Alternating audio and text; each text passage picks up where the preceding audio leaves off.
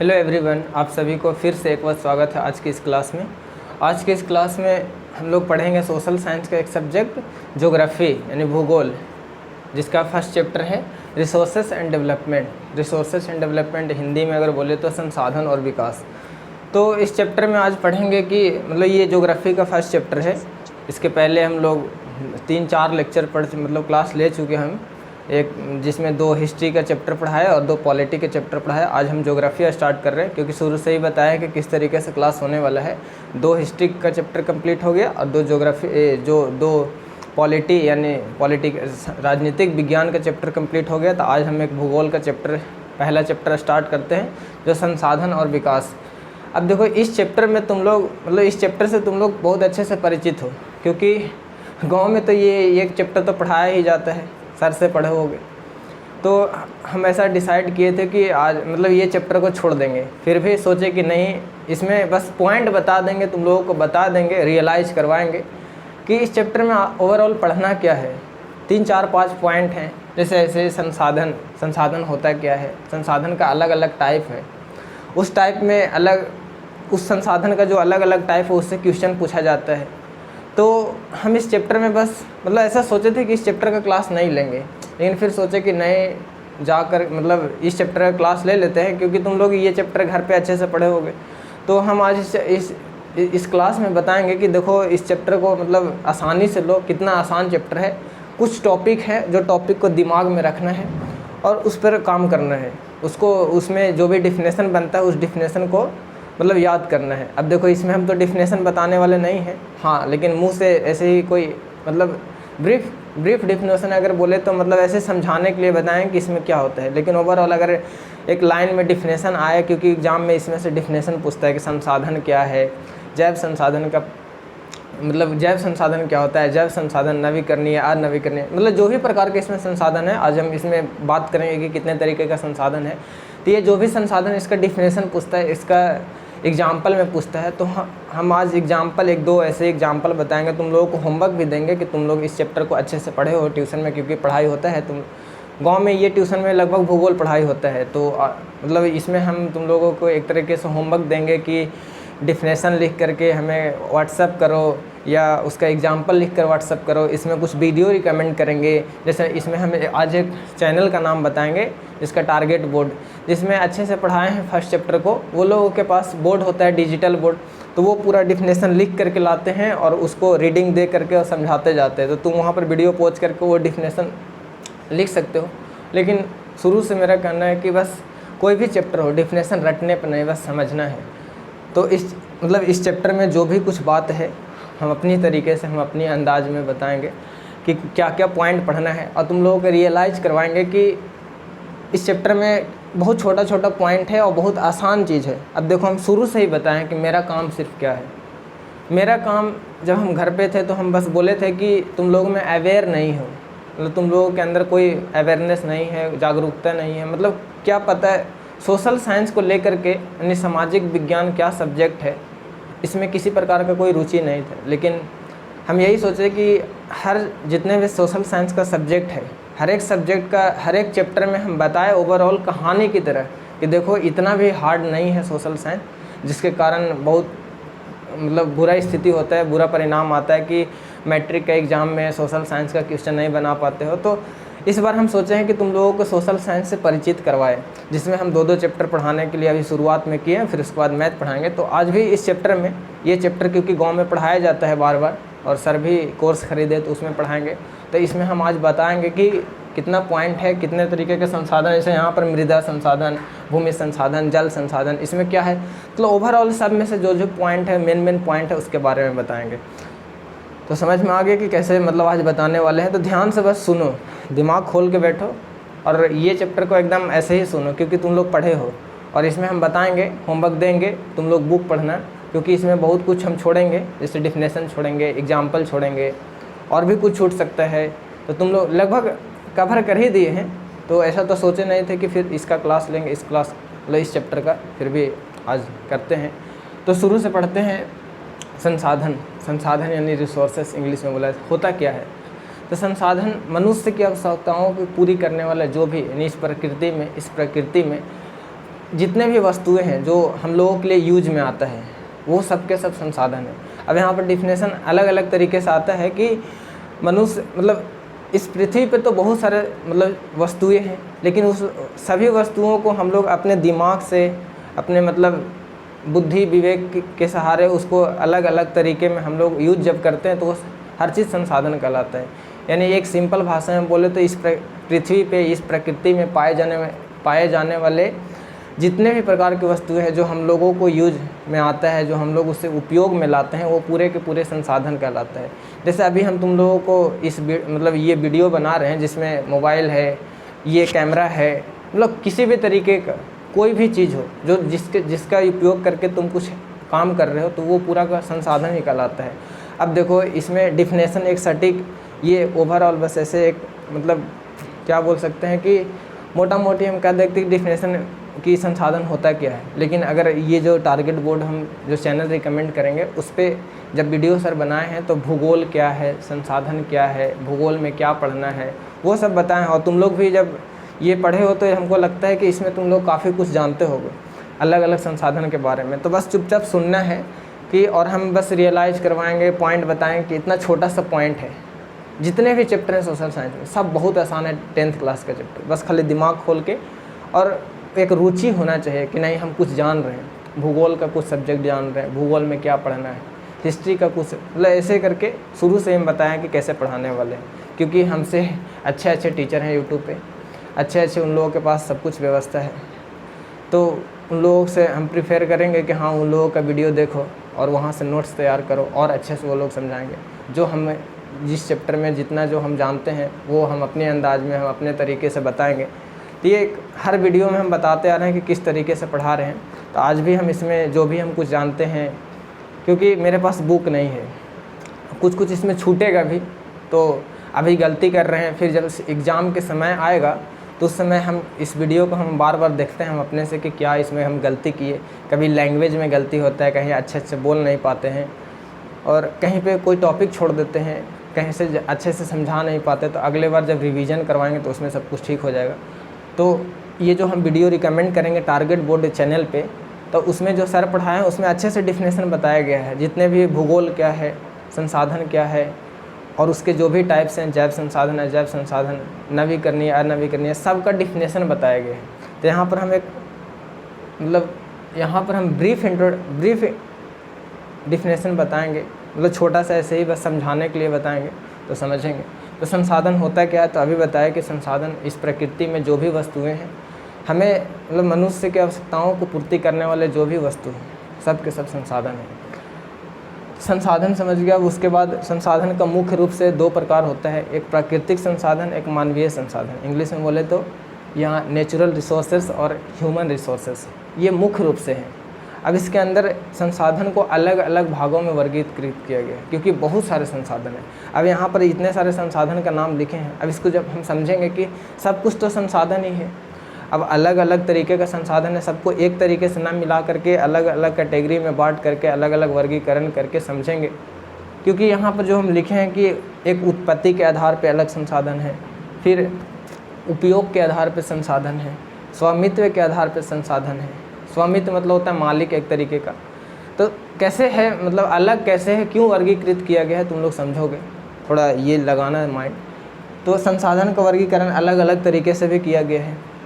एक अगर बोले तो उत्पत्ति के आधार पे, उत्पत्ति के आधार पर मतलब उसका उत्पत्ति किस तरीके से हुआ, वो मतलब सब चीज़। अब सबको जितने भी उत्पत्ति के आधार पे, उपयोग के आधार पे, स्वामित्व के आधार पे, सबको अगर जान लोगे कि क्या कैसे है, उसके बाद हम लोग रिलेट करेंगे कि क्यों ज़रूरी था इसको वर्गीकरण करना। तो उत्पत्ति के आधार पे दो भाग हैं, मतलब उत्पत्ति के आधार पे दो तरीके से बांटा गया, एक जैव संसाधन और एक अजैव संसाधन।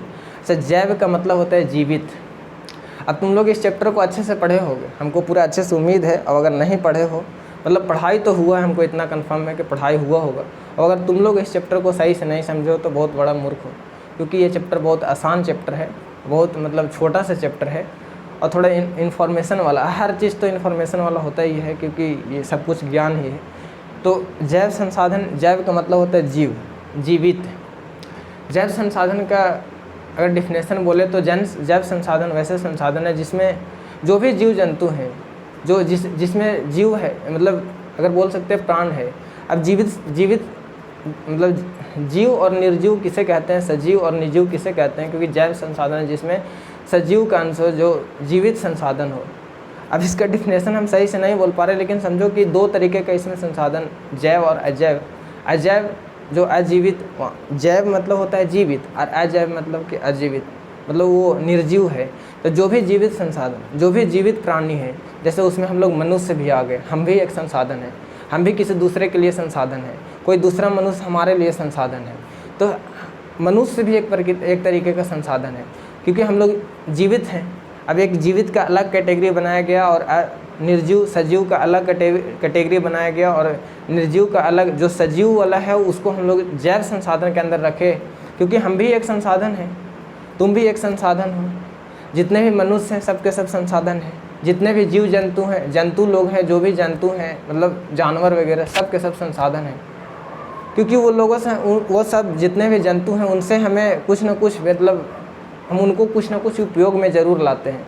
तो जो भी वस्तु हो, या तो वो सजीव हो या निर्जीव हो, जिसको भी हम लोग यूज में ला रहे हैं, संसाधन कहलाता है।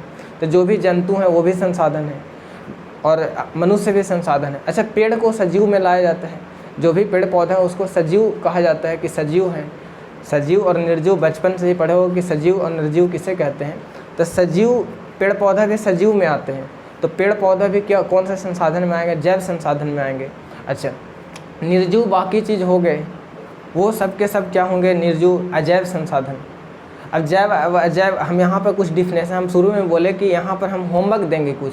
अब तुम लोग को एक होमवर्क रहेगा ये कि तुम लोग सजीव, जैव संसाधन, अजैव संसाधन दोनों का डिफिनेशन लिखोगे, साथ ही उसका बगल में एग्जाम्पल लिखोगे, 5-5, 6-6 एग्जाम्पल। अब इतना तो करना बनता है। सामने बुक है तो बुक पढ़ना स्टार्ट करो, क्योंकि हम शुरू से ही बोले कि मेरा बस काम है कि तुम लोग जो सोशल साइंस को लेकर के, मतलब कुछ भी उसके बारे में नहीं सोचते हो कि सोशल साइंस एकदम बहुत अलग सब्जेक्ट है, छोटा सा है, थोड़ा सा है, बहुत अच्छा चैप्टर है, अच्छे चैप्टर हैं। इसके चक्कर में मैट्रिक का एग्ज़ाम ख़राब हो जाता है। मैट्रिक का एग्ज़ाम क्या, मतलब ज्ञान छूट जाता है। इसी कारण से 9 में भी नहीं पढ़े।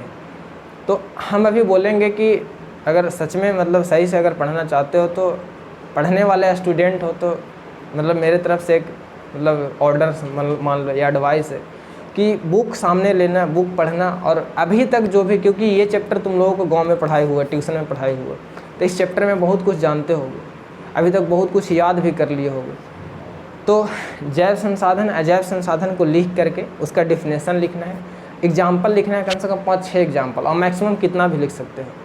तो आज हम पहले ही बोले कि ये चैप्टर पढ़ाने वाले हम नहीं थे, लेकिन इस चैप्टर को हम बस बता रहे ओवरऑल कि इसमें पॉइंट बाय पॉइंट क्या क्या पढ़ना है। तो यहाँ पर हम होमवर्क देंगे। होमवर्क क्या देंगे कि जो भी ये पॉइंट है, अलग अलग संसाधन है, इसका डिफिनेशन लिखना है और इसका एग्जाम्पल लिखना है, लिख करके व्हाट्सअप कर देना, ताकि हम समझेंगे कहाँ किसको किसको याद है। ये एकदम हमको, मतलब हम तुम लोगों से उम्मीद कर रहे हैं, तुम लोगों से उम्मीद कर रहे हैं कि तुम लोग ये काम करके भेजोगे, ठीक।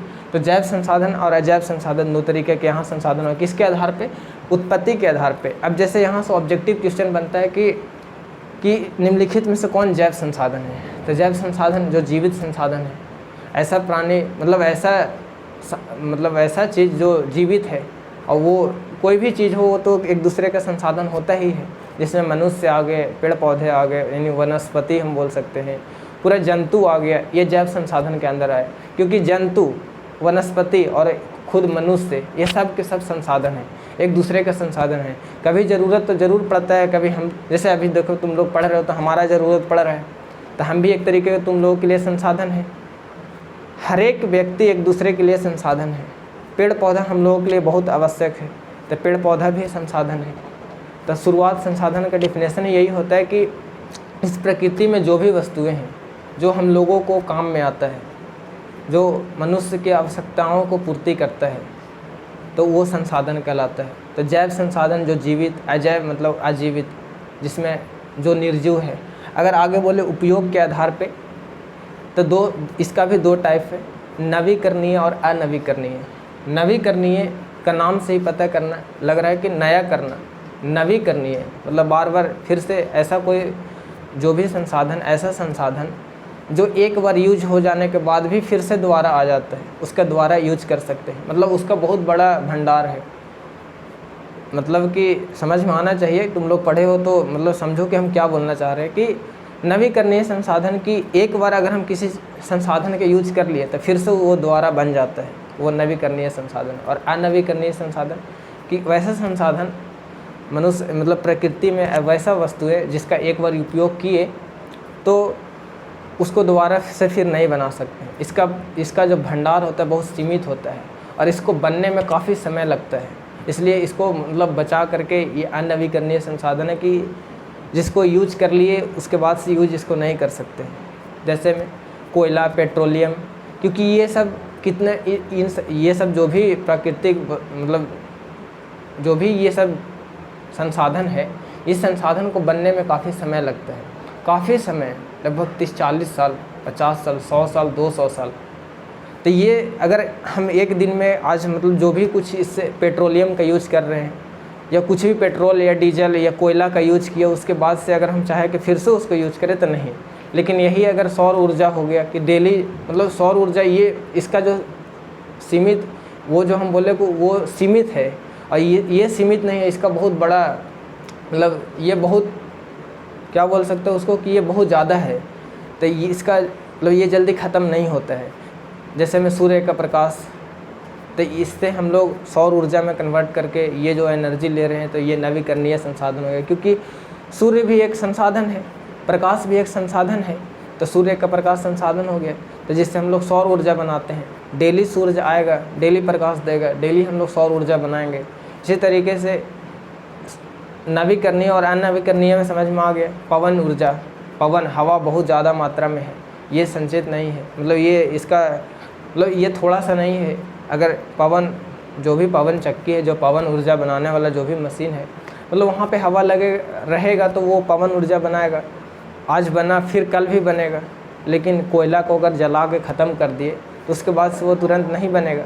तो नवीकरणीय और अनवीकरणीय में समझ में आ जाना चाहिए। तो इसमें भी तुम लोगों का होमवर्क है कि नवीकरणीय और अनवीकरणीय लिख करके उसका डिफिनेशन लिखोगे और साथ में आंसर एग्जाम्पल लिख करके व्हाट्सअप करोगे। यानी आज पूरा नोट्स बना कर तुम लोगों को भेजना है, अलग अलग पॉइंट बना करके। पहले तो संसाधन का डिफिनेशन लिखना है, उसमें 2 प्राकृतिक संसाधन क्या होता है। प्राकृतिक संसाधन का मतलब कि जो प्रकृति द्वारा दिया गया है, प्रकृति में मतलब अगर दूसरा देखोगे तो मानवीय संसाधन। मानवीय संसाधन का मतलब कि मनुष्य के द्वारा बनाया गया जो भी वस्तुएं हैं वो मानवीय संसाधन कहलाएंगे। यानी कि मनुष्य अपने विवेक बुद्धि के सहारे से, टेक्नोलॉजी के सहारे से किसी भी प्राकृतिक वस्तुओं को जब कुछ नया रूप दे देता है तो वो मानवीय संसाधन कहला जाता है। और जब हम उसका यूज करते हैं, जैसे अभी टेबल को हम लोग अपने से बनाए हैं। टेबल तो शुरुआत से ही प्रकृति में बन के नहीं आया है। टेबल किससे बना? लकड़ी से। लेकिन लकड़ी क्या था? लकड़ी एक प्राकृतिक संसाधन था। अब उसको हम लोग अपने बुद्धि विवेक से मशीन का उपयोग करके इसको एक टेबल के रूप आकार दिए और इसका फिर यूज कर रहे हैं। तो ये जो टेबल हुआ ये मानवीय संसाधन हो गया। और भी पहाड़ वगैरह है, ये सब के सब प्राकृतिक संसाधन है। पहाड़ भी संसाधन है क्योंकि उसका हम लोग उपयोग लाते हैं। अब कैसे उपयोग लाते हैं वो समझो कि किस तरीके से हम लोग पहाड़ का उपयोग, पहाड़ से हम लोगों के लिए उपयोगी चीज़ है। तो पहाड़ का भी हम लोग यूज़ करते हैं। समुद्र हो गया, नदी हो गया, ये सब जो भी है ये सब प्राकृतिक संसाधन है। और ये हम लोगों के लिए तुम लोग एक्सेप्ट करो कि हाँ ये सच में संसाधन है, इसका क्या हम लोग यूज करते हैं। तो प्राकृतिक संसाधन, मानवीय संसाधन, इसका भी डिफिनेशन लिखना है। और नदी उदी, अगर तुम अच्छे पढ़ने वाले हो तो ये भी लिखो कि नदी किस तरीके से हम लोग के लिए संसाधन है, पहाड़ किस तरीके से हम लोगों के लिए संसाधन है। तो इस चैप्टर को हम आज, क्योंकि तुम लोग ये चैप्टर को पढ़े हो गाँव पे, सर कोर्स खरीदो उसमें भी पढ़ाएंगे, तो हम ओवरऑल जो भी पॉइंट है, जैसे ये अभी हम बता रहे प्राकृतिक संसाधन और मानवीय संसाधन, जैव संसाधन, अजैव संसाधन, नवीकरणीय संसाधन, अनवीकरणीय संसाधन, सबका डिफिनेशन लिखना है। डिफिनेशन लिख के सबका एग्जाम्पल लिखना है, क्योंकि यहाँ से क्वेश्चन पूछता है। और उससे भी सबसे ज़्यादा कि समझ में आना चाहिए। प्राकृतिक संसाधन जिसने प्रकृति, जो प्राकृतिक का देन है, जो प्रकृति के द्वारा बनाया गया है, उसको मतलब कोई बनाने वाला कोई आदमी, कोई मनुष्य नहीं है, तो वो प्राकृतिक संसाधन है। फिर मानवीय संसाधन जो वही प्राकृतिक संसाधन का ले करके, प्राकृतिक संसाधन में प्रकृति में जो भी वस्तुएं हैं उसको अलग रूप दे करके जो बनाया गया और जिसका हम लोग यूज कर रहे हैं वो मानवीय संसाधन है। अब संसाधन का वर्गीकरण अलग अलग तरीके से किया गया। अगर हम बोले उत्पत्ति के आधार पर, उत्पत्ति का मतलब फिर से उत्पत्ति होना है, मतलब फिर से उसका क्या बोल सकते हो, उत्पत्ति का अगर हम बोले ऐसे कि फिर से जन्म लेना, तो ये जो है नवीकरणीय और अनवीकरणीय, नवीकरणीय डेली डेली जन्म ले लेगा। नवीकरणीय ऐसा संसाधन है जो ये डेली मतलब ये जल्दी ख़त्म नहीं होगा, अभी हम इसका मतलब यूज करके ख़त्म किए और उसके बाद से फिर से हम बना सकते हैं उसको। तो ये अपने एकदम थोड़ा अच्छे किताबी भाषा में और अच्छे से सटीक तुम लोग आंसर लिख करके भेजोगे, हम उम्मीद करते हैं। क्योंकि इसमें इसलिए हम नहीं सोचे थे कि ये चैप्टर को नहीं पढ़ाए, क्योंकि तुम लोग पढ़े हो और अभी तक जो हम 4-5 चैप्टर पढ़ा दिए उसमें हम, क्योंकि उसमें हम बहुत कुछ बताए। अब हम तुम लोग से कॉल करके बात करेंगे कि क्या बताया कि हम लोग उसमें हम वीडियो रिकमेंड किए और अभी तक किसी ने पूछा नहीं कि कौन सा वीडियो देखना है, क्या करना है। तो हमें लग रहा था कि ये वीडियो नहीं बनाए और अभी तक जो 4 पढ़ाए उसको और अच्छे से क्लियर करो, ऐसा सोचे थे। लेकिन फिर लगा कि इसमें जो भी पॉइंट है एक बार खाली 1 घंटा का वीडियो बनाते हैं, शॉर्ट वीडियो ही बनाते हैं, इसमें बता दें कि ओवरऑल पढ़ना क्या है। क्योंकि शुरू से ही बोले कि हमारा काम क्या है, बस एक खड़ा हो करके आ करके बताना कि देखो इस चैप्टर में ज़्यादा कुछ नहीं पढ़ना है, तुम लोग हल्के में मतलब लोग एकदम आराम से ये चैप्टर को कंप्लीट कर लो और दिमाग में ऐसे पॉइंट बनाओ कि इस चैप्टर में क्या पढ़ना है, संसाधन के बारे में और विकास। संसाधन क्या होता है इसका डेफिनेशन जानेंगे। अगर संसाधन का प्रकार बोले तो इसमें एक प्राकृतिक संसाधन, मानवीय संसाधन, फिर आगे बोले तो अलग अलग वर्गीकरण भी किया गया है, उत्पत्ति के आधार पर अलग किया गया है। अगर और बोले तो उपयोग के आधार पर अलग बंटवारा किया गया है, और बोले स्वामित्व के आधार पे अलग बंटवारा किया गया है। तो ऐसे तुम अपना माइंड में एकदम पॉइंट बनाओ, फिर उसको समझो कि जैव संसाधन क्या होता है, अजैव संसाधन क्या होता है, नवीकरणीय संसाधन क्या होता है, अनवीकरणीय संसाधन क्या होता है। इस तरीके से पॉइंट बनाओ। तो हम आज यही रियलाइज़ करें कि ऐसे हम बस बता दे रहे हैं और उसके बाद से तुम भी सोचो कि अरे इतना आसान है, मतलब हमारे पास माइंड है। हम 10th क्लास में पढ़ते हैं और ये भी नहीं करेंगे कि हमारे सब्जेक्ट में फर्स्ट चैप्टर में क्या क्या पॉइंट है, कहाँ से क्वेश्चन पूछता है, कौन सा डिफिनेशन। और ये बहुत सिंपल है, रटना नहीं है, डिफिनेशन समझना है। जब तुम सर से हम वीडियो रिकमेंड करेंगे कि एक बार सर से देख लो, उसके बाद समझना कि क्या बोले हैं।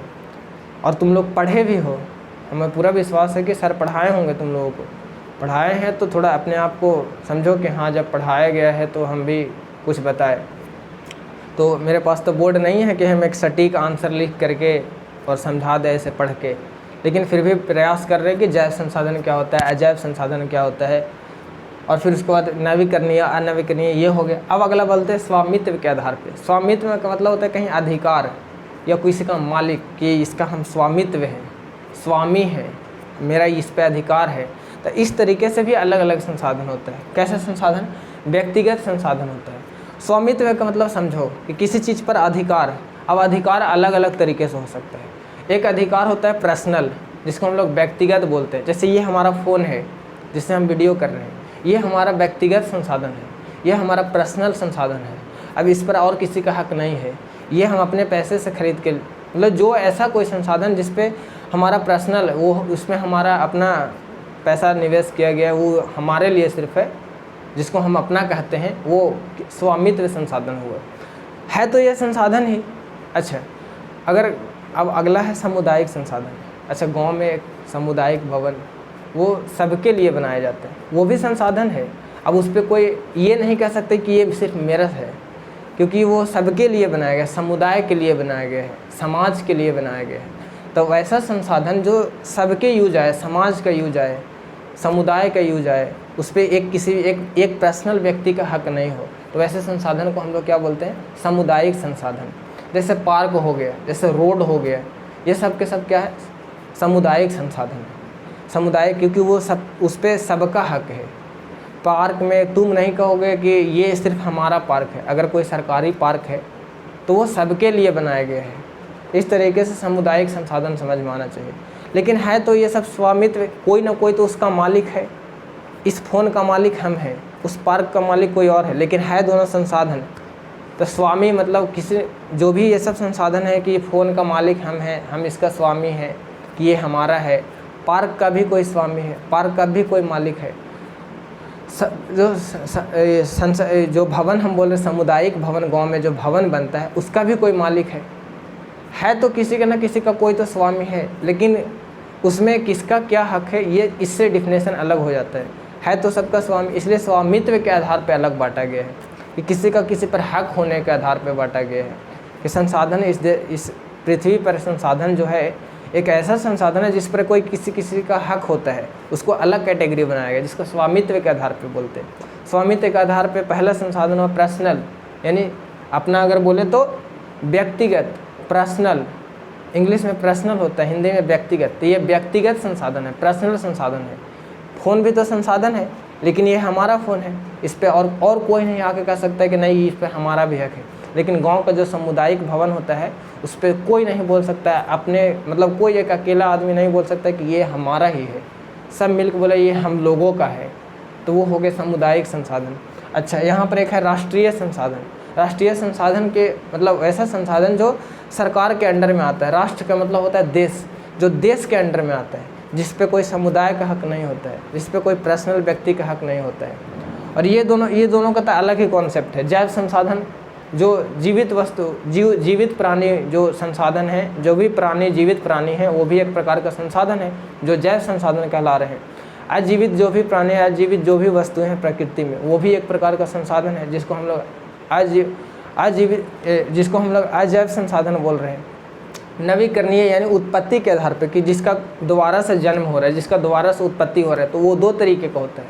एक ऐसा उत्पत्ति होता है कि बार बार उत्पत्ति होता है, बार बार उसका जन्म होता है, तो उसको नवीकरणीय बोल देते हैं। एक ऐसा उत्पत्ति कि एक बार उत्पत्ति हुआ उसके बाद से वो ख़त्म हो गया और दोबारा उत्पत्ति होने में कई साल लग जाएंगे। तो दो तरीके से उत्पत्ति के वो दोनों का तो खेल अलग है। लेकिन स्वामित्व वाला में 4 तरीके से स्वामित्व है, 4 तरीके से कोई मालिक बन रहे हैं। एक है कि एकदम पर्सनल मालिक, कि कोई किसी सामान का एकदम हम किसी संसाधन, जो भी संसाधन है उसका हम पर्सनल मालिक हैं, पर्सनल वो हमारा है, व्यक्तिगत है, तो व्यक्तिगत संसाधन हो गया। स्वामित्व के आधार पर व्यक्तिगत ये हो गया। सामुदायिक हो गया, जो समाज में लगभग सभी लोगों का अधिकार है। फिर एक राष्ट्रीय संसाधन। राष्ट्रीय संसाधन में क्या हुआ कि राष्ट्र का मतलब होता है पूरा एक देश, और देश का कोई ना कोई चलाने वाला, देश का कोई शासक होता है, जैसे अब इसके पिछले वाले वीडियो में हम बताए थे। तो जो भी स्वामित्व के आधार पर जो राष्ट्रीय संसाधन है, राष्ट्रीय का संसाधन का मतलब कि जो राष्ट्र के अंडर आता है, किसी का पर्सनल ये नहीं है, किसी का सामुदायिक नहीं है, समाज के लिए नहीं, वो जिस पे एकदम सिर्फ राष्ट्र का हक है, जो भी फैसला करता है या जो भी उस पर काम करेगा वो सिर्फ राष्ट्र यानी उस देश के लिए है, राष्ट्रीय है, तो वो राष्ट्रीय संसाधन हो गया। अच्छा, अब राष्ट्रीय संसाधन एक हो गया अंतर्राष्ट्रीय संसाधन। अंतर्राष्ट्रीय संसाधन किसे कहते हैं? तो मतलब राष्ट्र का ही अंतर्राष्ट्रीय संसाधन ऐसा संसाधन है कि मतलब कोई एक मतलब वैसा संसाधन, मतलब इस प्रकृति का वैसा संसाधन जिस पे कोई राष्ट्र यानी कोई देश अपना हक नहीं बताए कि ये हमारा है, उस पे सब लोग राष्ट्र, जैसे यहाँ पर देखो सामुदायिक संसाधन और पर्सनल संसाधन यानी व्यक्तिगत संसाधन में कि व्यक्तिगत संसाधन अपना अपना के लिए हुआ, सामुदायिक मतलब कि ढेर सारा मिल गया जो कह रहा है कि हम ये हमारा व्यक्तिगत संसाधन है। आने वाले समय में जब एक कोई ऐसा संसाधन बना जो यही सब व्यक्तिगत यानी यही एक एक आदमी जो बोलने लगा कि नहीं हम लोगों का है, उसी तरीके से जो राष्ट्रीय संसाधन है, सब देश का एक न एक राष्ट्रीय संसाधन होगा अपना अपना, अपने अपने देश के अंदर जो भी है वो उस जो भी देश के अंदर उसके अंडर में आता है। किसके अंडर में? राष्ट्र के अंडर में। मतलब इस देश के जो भी एरिया, इस देश का जो भी प्रधानमंत्री है, जो भी मालिक है, मतलब राष्ट्र के अंदर आने वाले जो भी संसाधन वो राष्ट्रीय संसाधन हो गया। और अंतर्राष्ट्रीय संसाधन का मतलब कि अंतर्राष्ट्रीय स्तर पे देश से बाहर जो भी संसाधन है और जिस पर किसी का हक नहीं, सबका हक है, किसी का पर्सनल हक नहीं, देश के बाहर वाले क्षेत्र पे किसी का पर्सनल हक नहीं, बल्कि सब लोग मिल के हक, जैसे जिस तरीके से सामुदायिक संसाधन में हुआ। समझने का प्रयास करना कि क्या हम बोलना चाहते हैं। कोई संसाधन जो पर्सनल हो जाता है और एक होता है सामुदायिक। वही अगर हम अपने राष्ट्र से बाहर चले गए, देश से बाहर चले गए, जैसे समुद्र हो गया, समुद्र काफ़ी बड़ा होता है, तो समुद्र पर किसका हक होगा? तुम्हारा तो यही एक बाउंड्री है। अगर तुम्हारा भारत देश का जो भी बाउंड्री है, तो ये तो भारत देश का इतना ही है। तुम बाहर वाले को कैसे कहोगे कि ये हमारा संसाधन है? तुम्हारा देश इतना है तो यही तुम्हारा संसाधन है, और इसके अंदर जो भी आ रहा है वो राष्ट्रीय संसाधन हो गया। लेकिन अंतर्राष्ट्रीय संसाधन किसे कहेंगे? जो देश से बाहर का है, लेकिन इसमें भी एक कंडीशन है, उस देश का बाउंड्री से बाहर। अब ये अंतर्राष्ट्रीय संसाधन कहाँ कहाँ पर होता है? जैसे समुद्र वगैरह हो गया, समुद्र काफ़ी बड़ा बड़ा होता है। अब समुद्र से क्या, समुद्र भी संसाधन है तारे, समुद्र में बहुत कुछ मिलता है, समुद्र से ही तेल निकलता है, समुद्र से ही नमक निकलता है, समुद्र में आगे जा करके जो थल जल सेना इस तरीके का बहुत सारा परीक्षण होता है, वो कोई जगह होता है, ये भी हमारे लिए संसाधन है। तो समुद्र पर भी मतलब कितना एक हम लोग बोल सकते हैं कि एक पार्टिकुलर एक ख़ास तरीके एक ख़ास दूरी पर ही एक राष्ट्र का हक होता है, जिसमें अगर हम यहाँ पर लिखे हैं 12 नॉटिकल माइल्स, नाम सुने होंगे अगर ये चैप्टर पढ़े हो सर से, तो नॉटिकल माइल्स का मतलब क्या होता है?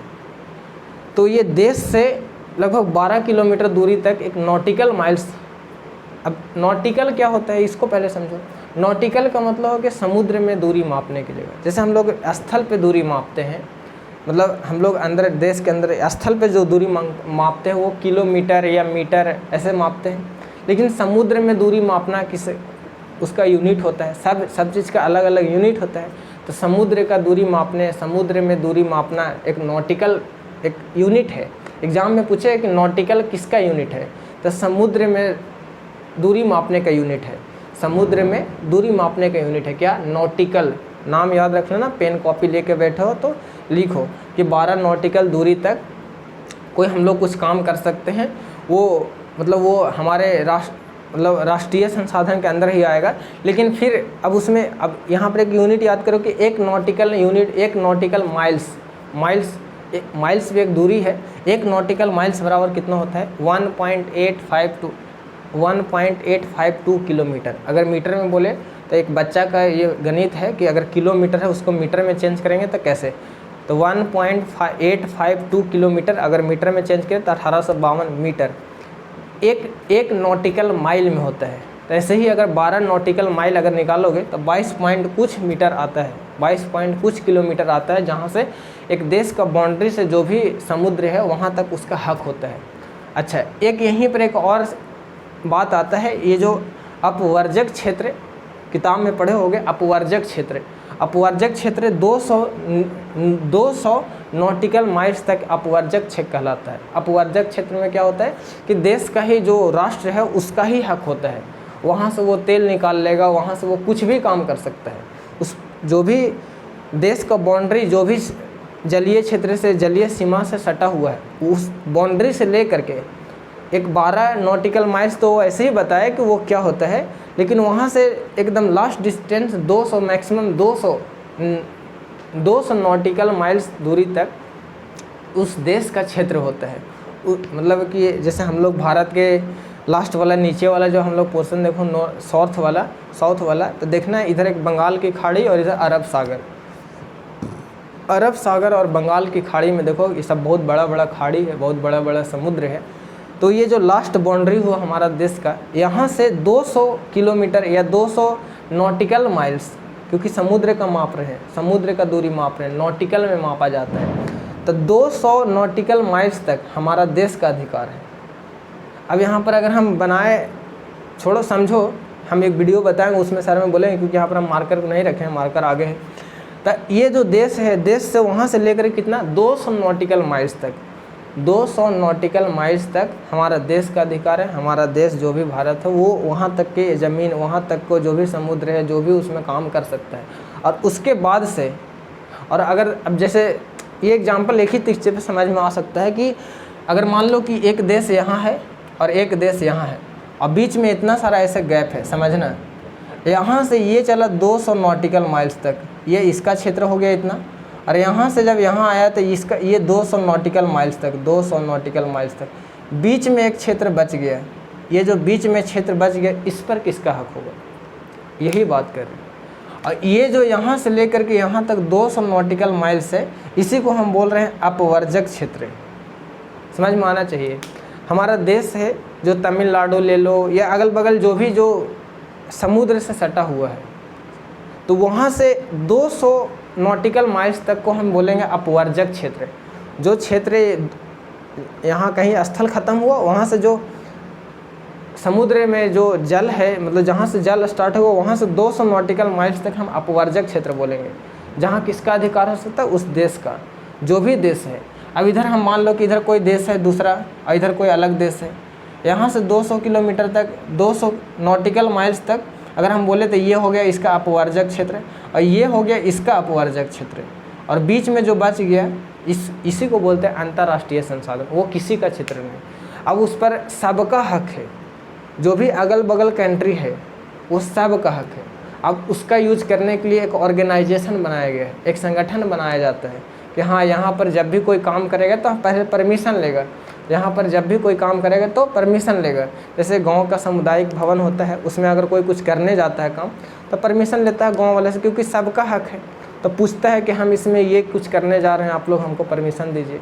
तो इस तरीके से वहाँ पे, इसी तरीके से जब ये सामुदायिक हो गया और पर्सनल हो गया, उसी तरीके से समझ सकते हो राष्ट्रीय और अंतर्राष्ट्रीय। राष्ट्रीय में एक हो गया 12 नॉटिकल माइल्स, जिसका जो हमारा ही क्षेत्र है, लेकिन एक नॉटिकल ये अपवर्जक क्षेत्र के लिए याद रखना है 200 नॉटिकल माइल्स, समझ में आना चाहिए। और 200 नॉटिकल माइल से जो बीच में गैप हो गया, और एक उधर से भी देश कह रहा है कि नहीं ये यहाँ से यहाँ 200 हमारा है और तुम्हारा यहाँ से यहाँ तक 200 यहाँ तक, बीच में जो क्षेत्र बच गया उस क्षेत्र को, उस क्षेत्र पर अधिकार होगा, जिसको हम लोग बोलेंगे वो भी वहाँ पर का जो भी संसाधन है, वो जो बीच में क्षेत्र बच गया वहाँ पर का जो भी संसाधन है, वो सब संसाधन किसको यूज में आएगा, कौन यूज में लाएगा, सब लोग मिल के लाएगा, जो अंतर्राष्ट्रीय संसाधन कहलाता है।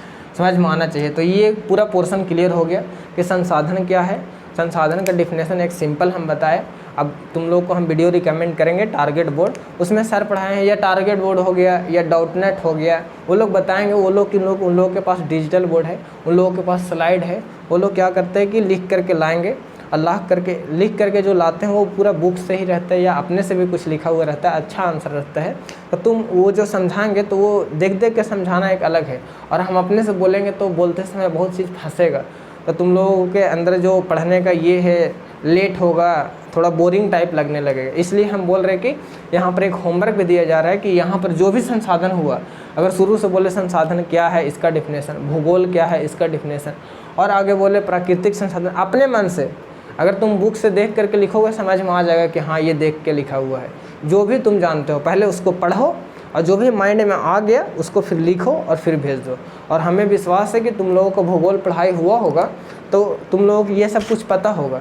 तो पता होगा तो करना क्या है कि लिख करके आंसर और एग्जाम्पल साथ ही दोनों को भेजना है। क्या क्या क्या संसाधन क्या है, संसाधन का मुख्य रूप क्या है, दो प्रकार होता है संसाधन का मुख्य रूप से कितना प्रकार, 2 प्रकार, प्राकृतिक और मानवीय। प्राकृतिक यानी इंग्लिश में बोले तो नेचुरल, और एक हो गया ह्यूमन रिसोर्सेस और नेचुरल रिसोर्सेस।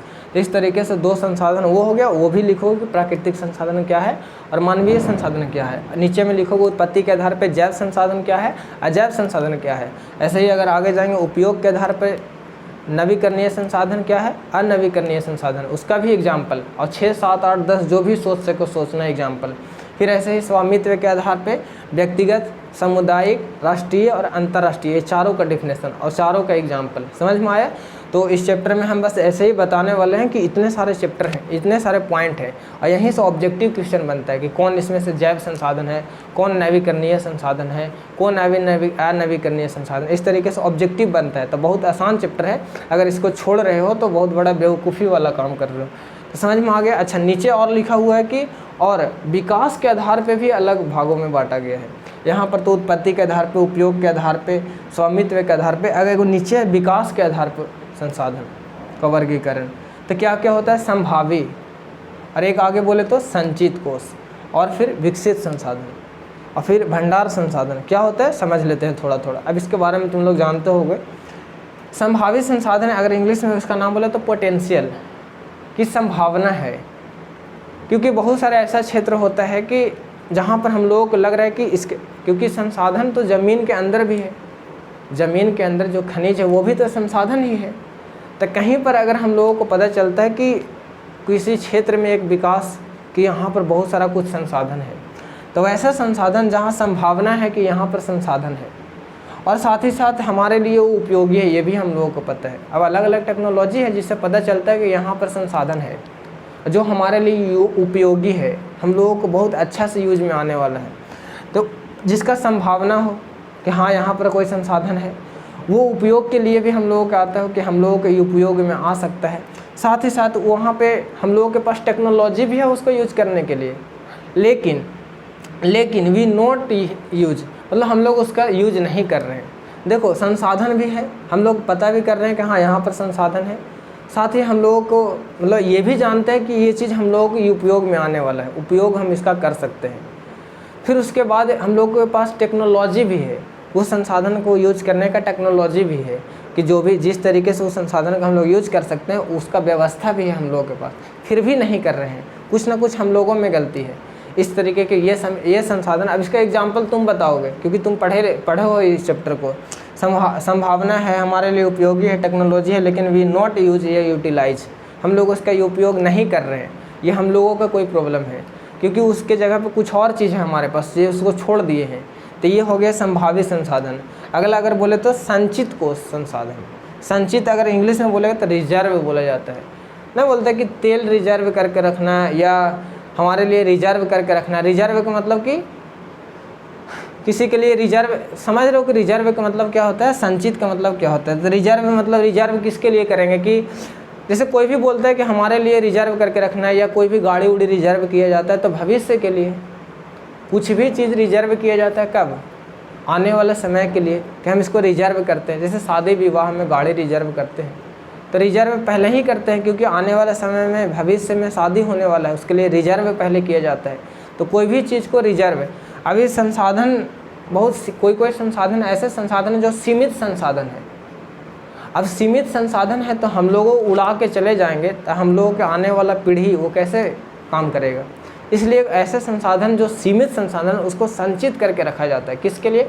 फ्यूचर के लिए, आने वाले समय के लिए, मतलब समझ रहे हो ना कि भविष्य के लिए उसको हम लोग संचित करके रखते हैं। तो वैसे संसाधन को हम लोग क्या बोलते हैं? संचित कोष संसाधन, रिजर्व संसाधन, रिजर्व करके रखा हुआ है। कितना सिंपल बात है, नाम से ही सब पता चल रहा है कि रिजर्व संसाधन जो भविष्य के लिए रखा जाता है। और इसमें हम लोग जानते हैं जो संसाधन है भविष्य के लिए जो हम उसको रख रहे हैं, वो भी जान रहे कि ये यहाँ पर संसाधन है। अगर किसी पृथ्वी के नीचे पता चला कि यहाँ पर संसाधन है, ये हम लोगों के उपयोग में आने लायक है, हम लोगों के पास टेक्नोलॉजी भी है, तो हम लोग यूज भी मतलब इसलिए नहीं कर रहे हैं क्योंकि वो सीमित संसाधन है, वो महंगा संसाधन है। अगर से मतलब जो और कहीं पर है उसका यूज कर रहे हैं और कहीं पर हम लोग जान रहे हैं। समझ में आ रहा बात कि हम लोग जान गए कि यहाँ पर एक संसाधन है, ये जो संसाधन है हम लोगों के लिए उपयोगी है। साथ ही साथ हम लोगों के पास टेक्नोलॉजी भी है कि इसको हम निकाल के यूज में ला सकते हैं, फिर भी हम लोग उसका यूज नहीं कर रहे हैं। क्यों? क्योंकि उसको हम लोग सोच रहे हैं कि ये इसका संसाधन जो है, इसका सोर्स जो है, जो भी इसका क्वांटिटी है, जो सीमित संसाधन है, इसलिए इसको हम आने वाले फ्यूचर, आने वाले भविष्य के पीढ़ी लोगों के लिए, उन लोगों के लिए बचा के रखते हैं। ऐसा तुम लोग एग्जाम्पल खोज के रखना कि ऐसे में कौन सा एग्जाम्पल है जिसको ऐसे बचा के रखा जाता है। तो वैसे संसाधन को क्या बोलते हैं? संचित कोष संसाधन। और आगे बोले वो विकसित, एकदम अगर इंग्लिश में बोले तो डेवलप्ड, विकसित संसाधन है। इतना ज़्यादा संसाधन है, विकसित का मतलब कि उसका अथाह है, उसका कोई सीमित नहीं है, वो मतलब बहुत ज़्यादा है वो। अब वो उसको क्या बोलेंगे कि बहुत ज़्यादा है, यूज भी कर रहे हैं, मतलब कि हमारे लिए कोई संसाधन जो हम लोगों के लिए उपयोगी है, हम लोगों के पास टेक्नोलॉजी भी है, हम उसका यूज भी कर रहे हैं, फिर भी वो ख़त्म नहीं हो रहा, बहुत ज़्यादा है।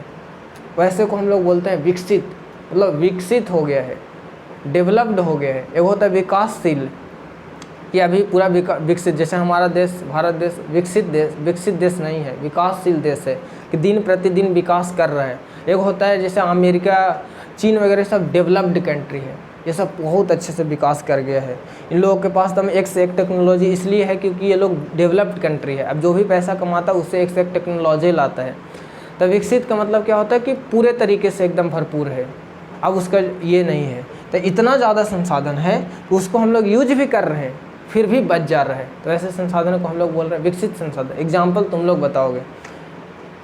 फिर अगर बोले भंडार संसाधन, जिसको इंग्लिश में बोलते हैं स्टॉक, नहीं बोलते हो कि स्टॉक करके रखना सामान, एक जगह कहीं पर स्टॉक करके रखना, इसको क्या कब कहेंगे? तो हम लोग जाने कि हाँ यहाँ पर एक संसाधन है, संभावना व्यतीत हो रहा है कि यहाँ पर एक संसाधन है, साथ ही वो हम लोगों के लिए उपयोगी है। और अगर बोले तो लेकिन हम लोगों के पास टेक्नोलॉजी नहीं है, देखो यहाँ पर ये वाला और ये वाला में डिफिनेशन अलग अलग करना है। ये वाला संभावित संसाधन है, इसमें बोला जा रहा है कि संभावना है कि यहाँ संसाधन है, इसमें भी बोल रहा है कि संभावना है यहाँ संसाधन है, ये हम लोगों के लिए उपयोग में आ सकता है, ये भी कहा जा रहा है।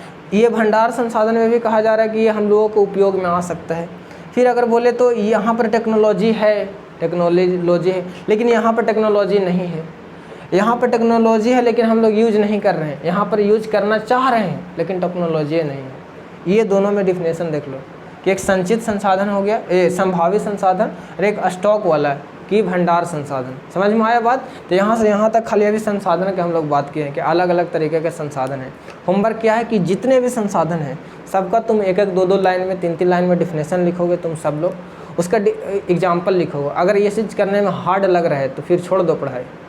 अब पढ़ाई इतना भी आसान नहीं है कि ऐसे बस सुन रहे हैं और सब याद हो रहा है, उसके लिए लिखना पड़ता है, टाइम देना पड़ता है, मेहनत करना पड़ता है। इस तरीके से तुम लोगों का काम है कि जो भी संसाधन हम बोले ये लिख लो। अब ये नहीं पढ़ाने से अच्छा है कि हम कम से कम बता दिए कि देखो इस चैप्टर में कितना आसान है, कितना 2 संसाधन यहाँ पढ़ना है, 2 संसाधन 2, ऐसे कर करके जो भी संसाधन अलग अलग तरीके का है ये पढ़ लो। तुम लोगों का काम है कि अगर तुम लोग देख के भी लिखना चाहो तो देख के लिखना, लेकिन लिखना ज़रूर। समझ में आया बात? हाँ, तो हम उम्मीद करते हैं कि तुम लोग इसका डिफिनेशन लिख के लाओगे। अब हम अगर इधर बात करें तो जो भी संसाधन है तो उसको हम लोग सही तरीके से, क्योंकि संसाधन पृथ्वी पर जो भी चीज़ है ना सबका अच्छे से यूज करना बहुत ज़रूरी है। नहीं ख़त्म हो जाएगा ना तो फिर मतलब मिलने वाला भी नहीं है। प्राकृतिक संसाधन इतना अजीब संसाधन है कि वो प्रकृति द्वारा बनाया गया है, अगर वो ख़त्म हो गया तो फिर हम लोग बना ही नहीं सकते हैं। इसलिए उसको अच्छे से यूज करने के लिए, जिसको हम लोग बोलते हैं सतत विकास, सस्टेनेबल डेवलपमेंट, उसको सही से मतलब विकास हो ताकि सब लोग अच्छे से यूज करें, बैलेंस रहे, देखें कि क्या ख़त्म हो रहा है क्या ना हो रहा है, उसको सही तरीके से यूज मिलाएं।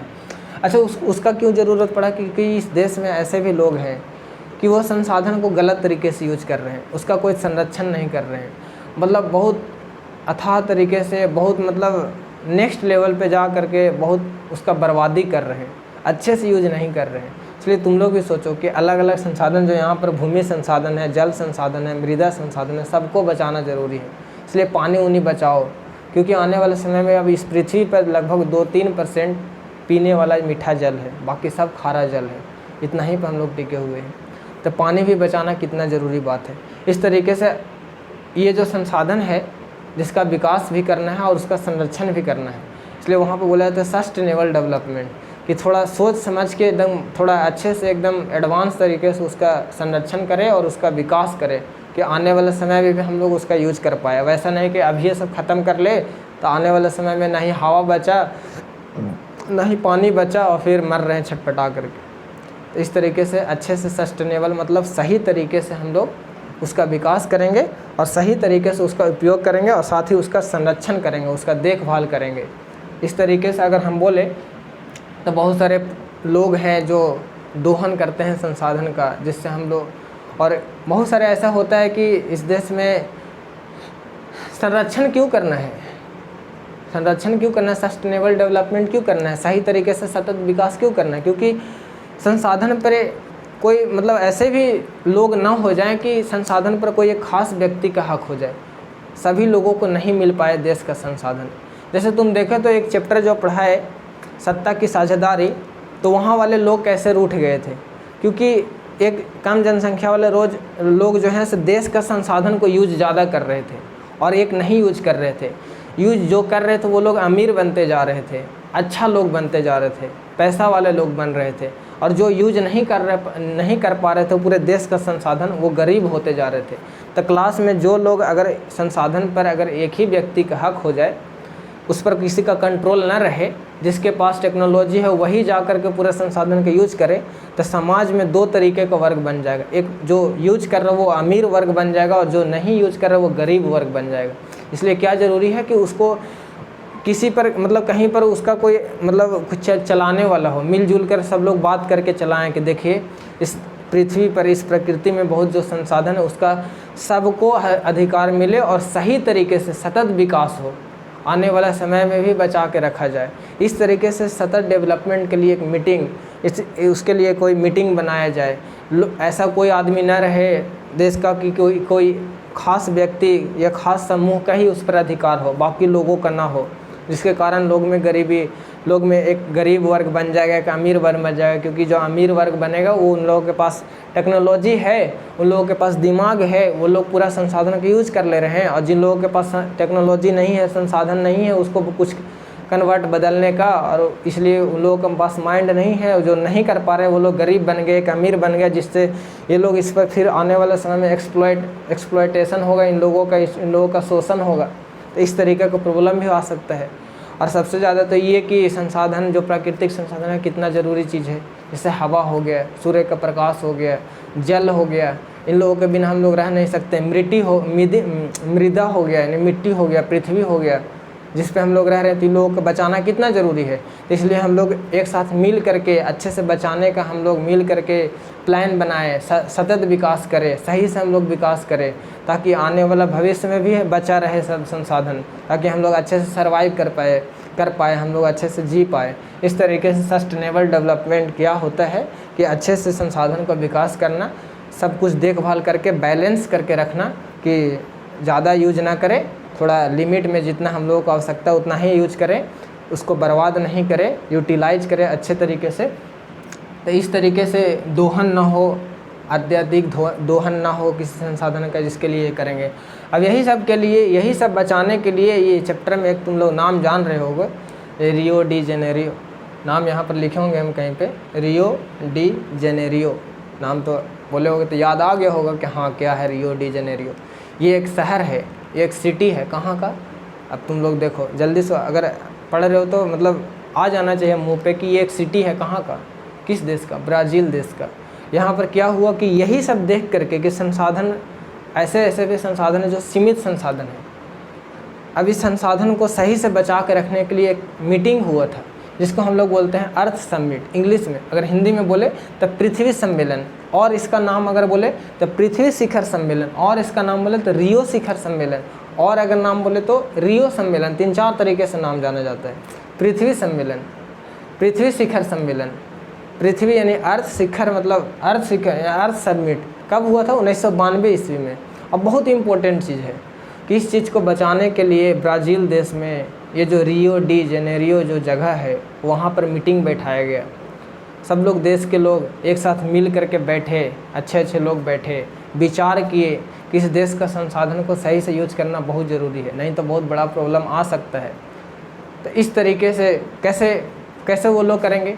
वो लोग सब देश का जो भी मेन होता है, जो भी इस पृथ्वी पर संसाधन है, क्योंकि अगर मान लो कि तुम बचा के रखे हो, हम आके पूरा प्रदूषण फैला के चले गए तो तुम बच जाओगे। इसलिए सब देश को मतलब अपना, क्या उसको बोल सकते हैं कि सब देश का अपना दायित्व होता है कि देखिए आपके देश में जो भी संसाधन है उसको सही से बचाइए। निचले स्तर पर जो भी सरकार है, जो भी जंगल है, जो भी कुछ संसाधन है जो सीमित है, जिसका ख़त्म हो जाने के बाद परेशानी आ सकता है, उसको बचाइए।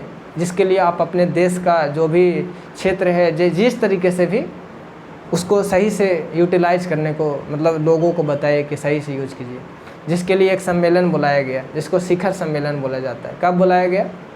1992 ईस्वी में बुलाया गया। हमको लगता है कि 1992 में ही वो वोट वाला जो स्थानीय सरकार बनाया गया था वो बनाया गया था। तो ऐसे याद कर सकते हो कि 1992 में, हाँ यहाँ लिखा 1992, 3 से लेकर 14 जून तक मीटिंग चला। वो जो यहाँ पर लिखा हुआ अर्थ समिट सम्मेलन चला, जहाँ पर लोगों को बताया गया कि अच्छे से यूज कीजिए संसाधन का, दोहन मत कीजिए। अब तुम लोग पढ़ने वाले हो, पानी उनी बचाना अच्छे से, जितना काम हो सके उतना ही लेना। वैसे नहीं नहाने वहाने के लिए 4-5 बाल्टी से, खूब गर्मी का समय है, सुबह भी नहाए, दोपहर में भी नहाए, शाम में भी नहाए, रात में भी नहाए, 3-4 समय, जब गर्मी लगे तब जाके नहाए। और एक थोड़ा सा से ना पूरा 3-3, 4-4 बाल्टी, तो ऐसे नहीं करना है, थोड़ा अच्छे से काम लेना है। और आने वाला जो पीढ़ी है, हम लोगों को तो पहाड़ तरफ में गांव है, थोड़ा और अच्छे से बचाना है पानी को। तो थोड़ा पढ़ रहे हो तो अगलों को भी सिखाओ और लोगों को भी सिखाओ। और जो जंगल हम लोगों के गांव में लगाया गया और सब काट लिए, अब तुम लोग पढ़े लिखे रहते तो जो नहीं काटे अच्छा बात है, जो काट लिए वो थोड़ा सोचो कि पेड़ से ही हमारा पृथ्वी बचता है। बोला जाता है कि पेड़ लगाओ पृथ्वी बचाओ, कैसे बचता है?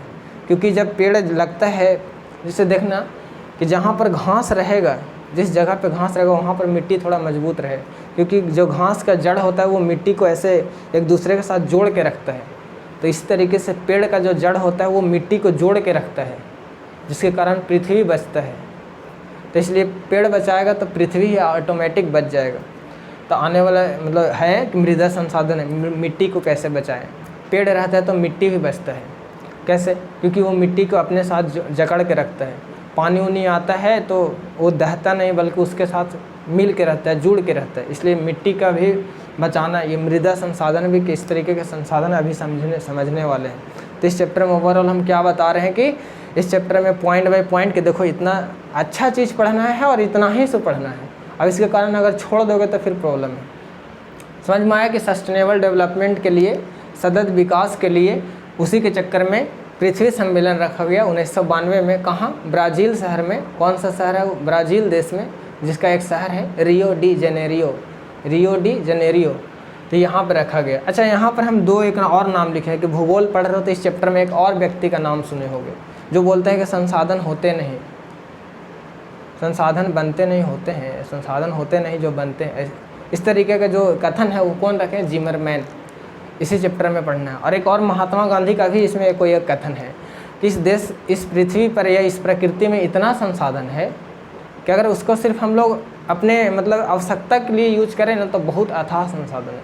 और इस पर और कुछ नया लाइन जोड़ा हुआ है, तुम लोग पढ़े हो तो जितना भी बोल रहे हैं यहाँ पर भी होमवर्क बोल रहे हैं। जिमरमैन का क्या स्टेटमेंट है, क्या कथन है, वो भी लिख के भेजना। मतलब आज का जो ये क्लास है ना, इसमें एकदम तुम लोगों को एक नोट्स बना के हम मेरे पास भेजना है। पॉइंट बाय पॉइंट ऐसे लिखना कि जैव संसाधन लाइन में एक आंसर, फिर उसका एग्जाम्पल, फिर ऐसे अजैव संसाधन उसका एग्जाम्पल, नवीकरणीय का डिफिनेशन उसका एग्जाम्पल, ऐसे करके पूरा नोट्स बना के तुम लोग भेजोगे। हम देखते हैं कौन पढ़ने वाला है।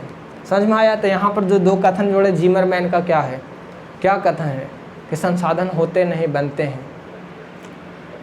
महात्मा गांधी भी एक कथन बताए हैं, उनका क्या कथन है? नहीं मिले तो बुक पढ़ो पूरा, और इतना बड़ा हो गए हो तो बुक पढ़ना स्टार्ट करो। क्योंकि बिना बुक पढ़े तुम सोच रहे हो कि सबका बस लेक्चर सुन ले, क्लास में पढ़ ले और बुक को हाथ भी न लगाए, रीडिंग भी न दे तो गए काम से, तब हो गए अच्छे से।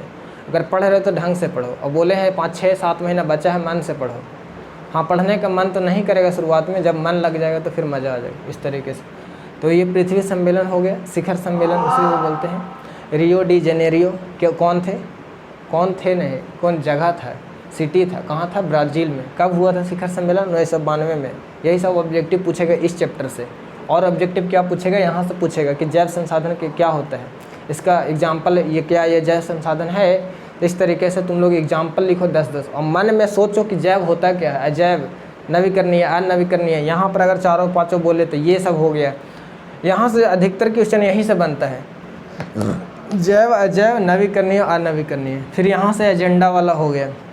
अच्छा, इसी को बोला जाता है एजेंडा 21। एजेंडा 21 किसको? शिखर सम्मेलन को ही। तो ये इतना पर यहाँ पर एक ऑब्जेक्टिव बन गया। अब आगे आते हैं संसाधन भी अलग अलग तरीके से, जो भूमि संसाधन हो गया और मृदा संसाधन हो गया, जल संसाधन हो गया। अभी देखो यहाँ पर हम पूरा बता नहीं रहे क्योंकि ये चैप्टर में पढ़े हो। और भी क्या है देखना, मृदा संसाधन अलग अलग तरीके का मिट्टी होता है, सबका अलग अलग फीचर्स होता है, यानी अलग अलग। यहाँ पर हम अगर बोले तो इसका अलग अलग प्रकार होता है। किसका? भूमि का भी, कि कैसा कैसा अलग अलग भूमि होता है, कहाँ कहाँ कौन भूमि किस काम के लिए ज़्यादा उपयोगी है। तो अलग अलग भूमि होता है, इसका अलग अलग फीचर्स होता है। फीचर बोले या कैरेक्टरिस्टिक बोले या हिंदी में बोले तो विशेषता होता है। सबका अलग अलग प्रकार होता है, अलग अलग विशेषता होता है। साथ ही इसका लोकेशन होता है अलग अलग, कि ये मिट्टी इस क्षेत्र में पाया जाता है। लोकेशन मतलब क्या होता है? क्षेत्र, कि ये मिट्टी इस क्षेत्र में पाया जाता है, ये फसल इस क्षेत्र में पाया जाता है, ये फसल इस मिट्टी में पाया जाता है। तो ये इसका क्या है? विशेषता है। ये इसका क्या है? क्षेत्र है। तो ये और टाइप क्या है कि बहुत अलग अलग तरीके का टाइप भी है। तो इसी तरीके से अगर हम मिट्टी के ये भूमि की बात करें तो बहुत सारा प्लेन जो लैंड है, समतल भूमि जो है तो 43% है। बाकी अगर बोले तो पहाड़ी जो क्षेत्र है, पहाड़ी भूमि जो 30% है। फिर अगर बोले तो पठार क्षेत्र होता है। अब इसके बारे में अच्छे से तुम लोग पढ़े होंगे कि पठार क्या होता है, पहाड़ी क्षेत्र क्या होता है, समतल क्षेत्र क्या होता है। तो इसका परसेंटेज भी जानो, यहाँ से भी ऑब्जेक्टिव पूछ सकता है। साथ में अगर मृदा संसाधन होता है, मृदा संसाधन में क्या है कि मृदा का टाइप कितने हैं, बहुत तरीके का मृदा है। सब मृदा सब समान, सब फसल के लिए अलग अलग मृदा आवश्यक है कि ये इस मिट्टी में ये फसल उगता है, तो इसका टाइप हो गया। अगर हम यहाँ पर कुछ टाइप का नाम लिखे हैं तो देखो वहाँ पर लिखा हुआ मृदा संसाधन में जलोढ़ मिट्टी का नाम सुने होंगे। जलोढ़ मिट्टी का ही दूसरा नाम है दोमट मिट्टी।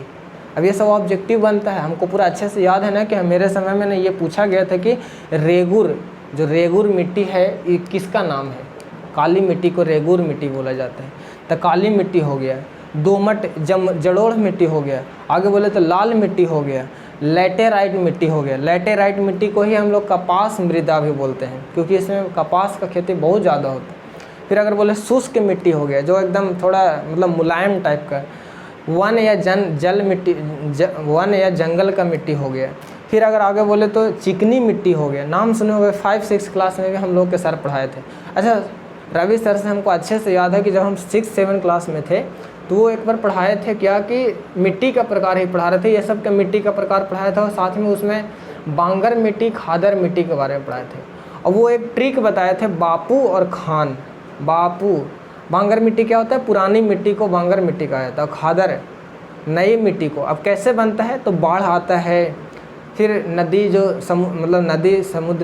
नदी में बाढ़ आता है तो वो बाढ़ का पानी नदी से बाहर आ जाता है, जो खेत उत में आता है तो वहाँ से मिट्टी उखाड़ते लाता है, और फिर जब वो बाहर ला के मिट्टी छोड़ देता है तो वो फिर जब पानी सूखता है तो वो जो नया वाला मिट्टी आया तो वो बहुत उपजाऊ मिट्टी होता है, तो जिसको हम लोग खादर मिट्टी बोलते हैं। बांगर मिट्टी की जब वो कुछ दिन तक पुराना हो जाता है तो उसको फिर बांगर मिट्टी बोलते हैं। ट्रिक के लिए बापू, बा से बांगर और पू से पुराना, यानी बापू अगर बोले तो बांगर मिट्टी पुराना होता है। खान एगो याद करवाए थे, बापू और खान कहीं पे लिख लो, और तुम लोग भी पढ़े होंगे, शायद तुम लोग के पढ़ाए होंगे। ये बापू और एक खान, बास हो गया बांगर और खास हो गया खादर, पूस हो गया पुराना और नस हो गया नया। यानी खादर मिट्टी नया होता है, बांगर मिट्टी पुराना होता है। तो ऐसे हम लोगों को पढ़ाए थे, हमको अभी तक याद है अच्छे से। तो इस तरीके से वो ट्रिक बताए थे। तो ये मृदा, इतने तरीके का मृदा होता है। अब इसमें तुम लोगों को क्या पढ़ना है मालूम है? मृदा हम ऐसे खाली डिफिनेशन बता दिए, मतलब टाइप बता दिए, ये पूरा नहीं है। अब इसमें पढ़ना है फीचर्स। फीचर्स से अगर बोले तो विशेषता, कि काली मिट्टी में कौन सा फसल उगता है, जलोढ़ मिट्टी में कौन सा फसल ज़्यादा उगता है। अब ये सब तुम लोगों को पढ़ना है, ये सब हम अभी यहाँ पर नहीं बता रहे हैं, क्योंकि अब कुछ तो अपने से भी मेहनत करो, हर चीज़ दूसरे के भरोसे नहीं रहो। ओवरऑल हमें यहाँ पर बता दिए कि इस चैप्टर में पढ़ना क्या था, समझ में आना चाहिए कि हम क्या बोलना चाहते हैं। क्योंकि हम शुरुआत से ही बोले हमारा काम है कि किसी चैप्टर ले और तुम लोग का अवेयर करें कि देखो जिस कारण से प्रॉब्लम हो रहा है कि सोशल साइंस का सब्जेक्ट को पढ़ाया नहीं जा रहा है या तुम लोग पढ़ नहीं रहे हो, देख लो कितना आसान है। इस चैप्टर में कुछ पढ़ना है, ये टाइप पढ़ना है संसाधन का, यहाँ पर थोड़ा मिट्टी का टाइप पढ़ना है, ये जो अलग अलग संसाधन है इसका बचाने का तरीका, ये जो यहाँ पर 2-4 गो ऑब्जेक्टिव बनेगा रियो डी जेनेरियो कि क्या शिखर सम्मेलन हुआ था। अब इस चैप्टर को इतना छोटा है, तुम्हारे पास माइंड है, अपने आप को फील करो कि हमारे पास माइंड है, अब हम पढ़ने वाले हैं तो इसको हम सबको कवर करके रखें, ये तुम्हारा काम है। अब इसके लिए या तो ट्यूशन में पढ़े या हम अभी बोल रहे हैं तो याद करो, या तो बुक पढ़ो। अब मेहनत तो करोगे, बिना मेहनत के कुछ होने वाला नहीं है, इतना तो मान लो कि मेहनत तो करना ही पड़ेगा। तो इस तरीके से ये हमें लगता है ये पूरा चैप्टर में इतना ही पढ़ना है। अब ये मिट्टी का प्रकार जो हो गया, अलग अलग प्रकार है, जैसे में जलोढ़ मिट्टी, उसी का नाम है दोमट मिट्टी, ऑब्जेक्टिव पूछ देता है, अच्छे से याद रखना। काली मिट्टी को ही रेगुर मिट्टी बोला जाता है, लैटेराइट मिट्टी को कपास मृदा बोला जाता है, लाल मिट्टी एगो होगी, फिर शुष्क मिट्टी वन जंगल खादर बांगर और एक चिकनी बलुई मिट्टी। अब ये सब में अलग अलग तरीके का फसल उगता है। बुक में पढ़ना कि कौन सा मिट्टी किस फसल के लिए उपयोगी है, ये ऑब्जेक्टिव पूछता है। अब पूछेगा ही, देखना ऑब्जेक्टिव नहीं बल्कि ये भी पूछता है कि क्यों, क्या होता है, किस मिट्टी में क्या चीज़ पाया जाता है, क्योंकि इन लोगों का पीएच मान होता है, किस मिट्टी में क्या होता है। तो इस तरीके से हमें लगता है कि ये पूरा हम बता दिए। भूमि संसाधन में भी और भी इसमें पढ़ना है कि किस तरीके से हम लोग भूमि को बचा सकते हैं। मृदा संसाधन, ये मृदा संसाधन है, और इसका लोकेशन भी जानना है, ये मृदा किस क्षेत्र में पाया जाता है। पूरे भारत का नक्शा है तो उत्तर में किस जगह पे, राजस्थान में यहाँ पर ये मिट्टी पाया जाता है, जहाँ यहाँ पर ज़्यादा धान होता है, यहाँ पर ज़्यादा ये फसल होता है, इस मिट्टी में ये फसल होने में ज़्यादा उपयोगी आता है इस मिट्टी का। इस तरीके से भी इसमें अभी पढ़ना है, जो हम अभी नहीं बता रहे हैं। अब तुम लोग ट्यूशन में सर पढ़ाए होंगे तो बहुत अच्छा, तुम लोगों को अगर पढ़ाए होंगे तो, और साथ ही अगर नहीं पढ़ाए हैं तो तुम अपने से बुक खोलो और लाइन बाय लाइन पढ़ना स्टार्ट करो। अब बुक पढ़ने में मज़ा आएगा, क्योंकि लगभग तुम सब जान गए हो। अब उसको बस खाली अंडरलाइन करके पढ़ना है कि ओहो ये बात है, वहाँ से एग्जाम्पल खोजना है। और तुम लोगों का होमवर्क क्या है कि ये जो भी हम बताए यहाँ से जो भी संसाधन का प्रकार है, पॉइंट लिख करके आंसर लिखना है। चलो हम छूट देते हैं कि तुम लोग बुक से भी लिख सकते हो, लेकिन लिख करके भेजना है। यहाँ से पता चलेगा कि किसके अंदर है पढ़ने का ये, और क्लास ख़त्म होगा उसके बाद ही पढ़ना है, उसके बाद ही भेज देना है। पिछले क्लास में हम बोले छोटा सा काम करने के लिए जो तुम लोग रात को भेज रहे हो, अभी तो कोई सब लोग नहीं भेजे। तो इस तरीके से गलत नहीं करो, जो भी बोलते हैं थोड़ा सा काम कर लो, नहीं तो फिर हम क्या कर रहे हैं। देखो एक वीडियो बनाने में बहुत समय लगता है, ये जो बोर्ड पर लिखने में 1 घंटा लग जाता है, बोर्ड से लिखने के पहले हमको तैयार करने में 1 घंटा लग जाता है कि क्या इस चैप्टर में पढ़ाना है, क्योंकि हमारे पास बुक तो नहीं है। मतलब इतना भी हम इंटेलिजेंट नहीं है कि आए सब कुछ ऐसे से खटखट बोल के ख़त्म। देखो कितना समय बर्बाद होता है। यहाँ पर लिखने में कम से कम 1 घंटा लग जाता है हमको सजाने के, कि क्या क्या लिखे कि हम एक देखें और उस पर हम कुछ लेक्चर दें। साथ ही हम जब ये लिखने से पहले हमको फ़ोन से और कुछ अच्छे से सब तरफ से देख करके फिर उसको कॉपी में नोट करना पड़ता है, फिर कॉपी से यहाँ लिखना पड़ता है, फिर बोलना पड़ता है। अब ये वीडियो बन जाएगा 1-1.5 घंटा का, तो 1 घंटा लगेगा हमको अपलोड करने में। एडिट तो नहीं, लेकिन अपलोड करते समय कुछ काम करना पड़ता है ये करने में। यानी कुल मिला करके दिन भर हमको तो एक वीडियो बनाने में 4 से 5 घंटा लग जाता है। अब हम इतना मेहनत कर रहे हो, तुम लोग अगर नहीं पढ़ोगे तो कितना हमको गलत लगेगा। इसलिए तुम कम से कम इतना काम कर सकते हो। हमारा तो ये कुछ नहीं हो रहा है, हम अपना पढ़ाई छोड़ के तुम लोगों के लिए ये कर रहे हैं, और तुम लोगों का भी एक होमवर्क दे रहे हैं कि 1 घंटा के अंदर हम लोग करके हमारे पास भेज दो। तो ये तुम लोगों के लिए कितना मतलब दायित्व एक होता है कि हाँ सच में ये तो बनता है कि आप अगर हम हमारे लिए 5-6 घंटा एक दिन में दे रहे हैं अपना पढ़ाई छोड़ करके। अब सोचो 5-6 घंटा लग जाता है, हम लोग कसम से बोल रहे हैं। ये वीडियो करना, इसके पीछे तैयारी करना, इसके पीछे कॉपी में लिख के फिर बोर्ड पर छापना, फिर अपलोड करना, इतना समय लगता है। साथ ही फिर देखना कि सही से सब देख रहा है कि ना, तो देखो कितना समय देना पड़ता है, 6 से 7 घंटा, कम से कम तो 5 घंटा तो लग जाता है। इतना घंटा जब हम दे रहे हैं तुम्हारे लोगों पे समय, तो तुम लोगों का काम है कि जो भी हम बोल रहे हैं होमवर्क हमारा काम करो, और ट्यूशन का होमवर्क तो पूरा अच्छे से करो। ट्यूशन में जो कुछ भी पढ़ाई हो रहा है, मैथ पढ़ाई हो रहा है, साइंस पढ़ाई हो रहा है, सोशल साइंस का भी सब्जेक्ट चल रहा होगा, जो हो रहा है वहाँ का पहले कंप्लीट करो, क्योंकि हम तो बीच में बंद भी कर सकते हैं।